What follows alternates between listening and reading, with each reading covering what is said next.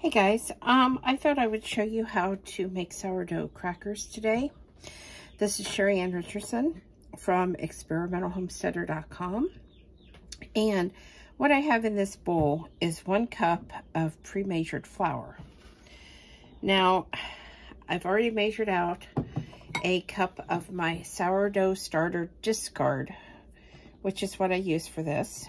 So I'm just going to go ahead and dump that in. Scrape the sides so I get all of it. This is a great way to use up discard. And with the shortages at the store, I don't know about where you live, but where we live, crackers are in high demand, and there's oftentimes that they're not available at the store. So this is a great way to have crackers and not worry about those shortages. And like I said, use up that discard so you're not just throwing it away. Okay, got that in there. Now I'm going to add in 4 tablespoons of unsalted butter. And in my opinion, if you don't have unsalted butter, just go ahead and use the salted. You're going to end up with a little extra salt, but it's not the end of the world. A half a teaspoon of sea salt, and 2 tablespoons herbs of your choice. I like herbs de Provence, so that's what I'm using. You can use whatever you want, and if you'd prefer not to use herb crackers, that's fine too. And you're just going to mix this up. I'm going to start out by using this, and then I'm probably going to change over to my butter paddle, because I don't feel like the butter is as soft as what I might want it to be. You don't have to do this by hand if you don't want to. Yeah, that's definitely not, that butter's definitely not as soft as I would like. So I'm going to change over to this. I'm going to try to get off as much as I can, but I'm not going to worry too much about it. There we go. Okay. Now, like I said, that butter isn't super soft. The softer it is, the easier this is going to mix up. But just, you know, kind of work with it. Okay.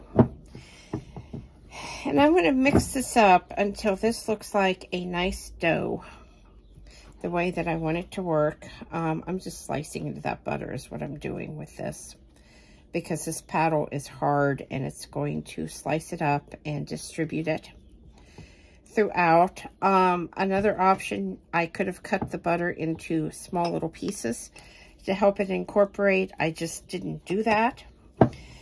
But basically, once everything is well mixed and you've got a nice dough, you're going to refrigerate this. You're going to cover it, wrap it in saran wrap, or put it in a bowl or something.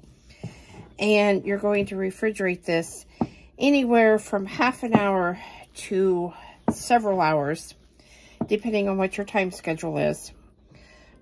Because what you want is the dough to be really cold and hard, so that when you roll these crackers out, you can get a super thin layer and then score and bake. So I'm going to continue to mix this, and we'll be back to show you the next steps. Okay, so I have this rolled into a ball, and what I'm going to do is just wrap it up in saran wrap so it's airtight. Just like that. Like I said, if you would rather put it in a bowl or something, you can do that. And this is going to go in the refrigerator. Now, 30 minutes is the soonest that I could roll this out and start making crackers. I will probably leave it in there for closer to an hour to 2 hours, because I'm going to do a multiple batch of the cracker dough today and do a multiple baking, just because I've got quite a bit of sourdough today and I want to use it up. And my goal is to make more crackers than what we're going to eat at one setting.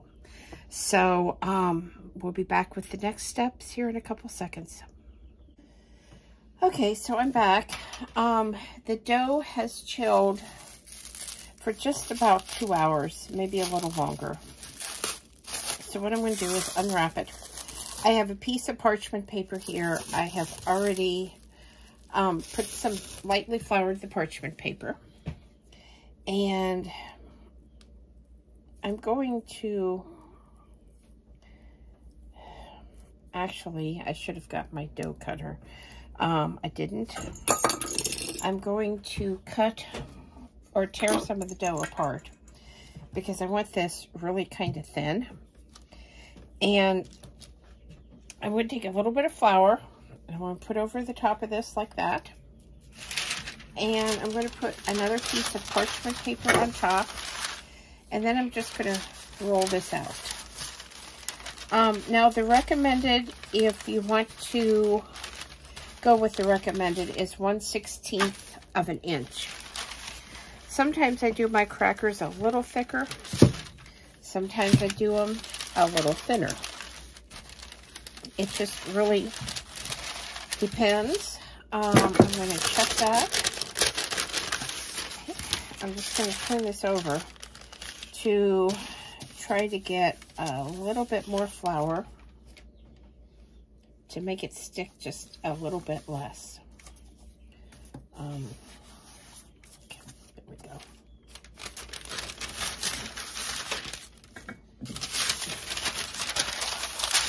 There we go. Try to keep the same side down.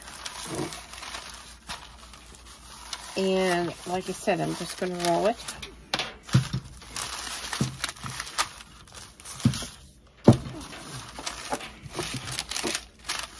I could have done this directly with the rolling pin. That would have been fine. I just prefer not to. Okay. I actually think that this might look pretty good. Pretty thin. Now, we're not going to worry about these different edges and things. I do want to make this end a little thinner. We're not going to worry about the ragged edges and all that. It's really just not that important of an issue. And what I'm going to do is I have a dough docker. So I'm going to dock this just to keep it from puffing up, because I don't want this to look like pita chips. I want these to look like crackers. If you don't have a dough docker, that's okay. You can just use a fork. And then I'm just going to take, this is just a pizza wheel. And I'm going to think about, you know, how big do I want my crackers? I'm just going to roll it along like that. And like that.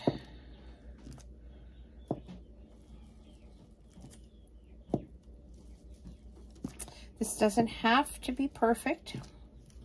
Okay. And now what I'm going to do is scoop these up and place them. Actually, I think I want to hit one more time with the dough docker, because I feel like maybe some of these don't have quite enough holes.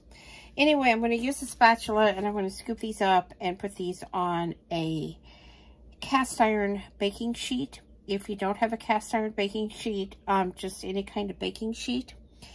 And I'm going to continue making crackers and filling my baking sheet until it's full.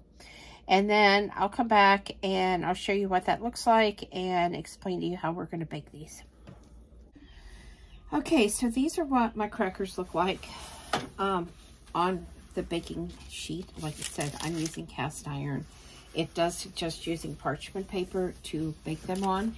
So that's what I'm going to do. I'm going to put these in the oven at 350 degrees for 20 to 25 minutes. If you're using a regular baking sheet, you want to preheat your oven. I never preheat my oven when I use cast iron, simply because I know that cast iron can crack and break if the temperature between what the cast iron is and the temperature of the oven or the wood burner is too hot. So I always preheat once I put the cast iron in. And we'll be back after these are baked to show you what they look like. Okay, so it's been about 22 minutes and these are done. I've actually taste tested a couple of them because I know some look like they're not quite brown enough on top. But what I found out was if I want the flakier layers and not quite the hard crunch, I have to take them out when they look just about like this. And I'm okay with that because store-bought crackers are just not always super brown. And so I'm going to put them on this. If you're wondering what this is actually a jerky making pan. And I really like it